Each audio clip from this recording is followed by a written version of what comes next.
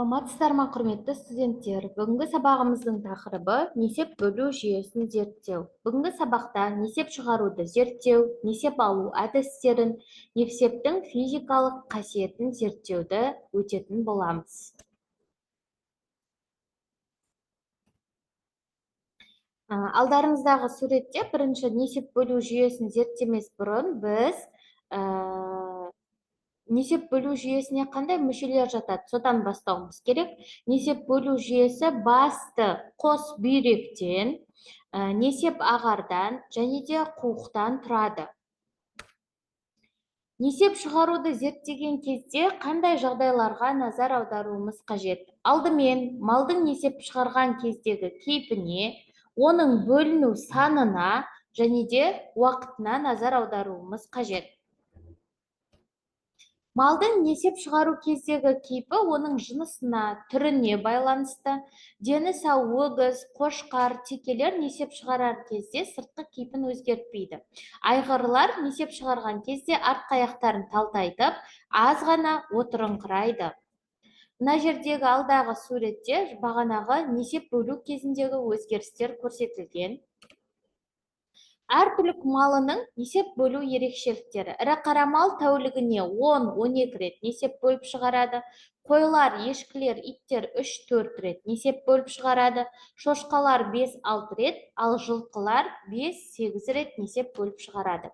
Ауру малда несеп бөлінуінің жиілеуі, сиреуі, мүлдем тоқтауы және де несептің тоқтамауы деген патологиялар кездесуі мүмкін. Енді несеп бөлінудің патологияларын қарастырып өтейік. Бірінші патологиясы ол паллакизурия немесе паллакиурия деп аталады. Несептің шектен тыс көп бөлінуі. Несеп жолдарының қабынуында және де асқынған циститте кездесуі мүмкін. Келесі ауру олигокизурия, несептің сирек бөлінуі. Іш өткен кезде, жұтыну қабілеті бұзылған кезде және де су жетіспеген кезде болады. Келесі патологияның түрі ишурия. Ишурия дегеніміз несептің қуықта бөлінбей шықпай қалуы. Бұл қандай жағдайда кездеседі? Қуықтың салдануында, уретраның бітеліп немесе тарылып қалуы кезінде кездеседі. Келесі патология энурезис. Ол несептің тоқтамауы. Бұл жағдай несептің өзінен өзі бөлінуімен сипатталады. Странгурия. Несепті ауырсынып шығару, несептің тамшыланып бөлінуімен және де ауырсынуымен байқалады. Бұл патология қуық ауруларында несеп шығару каналдары қабынған жағдайда кездеседі.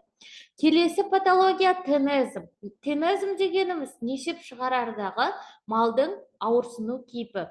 Бұндай жағдай қуықта тас жиналған кезде байқалады.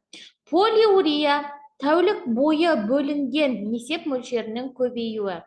Аллигурия. Тәулік бойғы бөлінген несеп мөлшерінің азаюы. Анурия. Несеп түзілуінің мүлдем тоқтауы. Несепті алу және де несепті сақтау әдістері. Негізінен несеп бағанағындай таңертең малға азық берілмес бұрын аш қарыннан үлкен таза ыдысқа 200 мл алынады. Ең қолайлысы несепті алынған уақытынан 1,5 сағаттан кешіктірмей тексерген дұрыс болып табылады.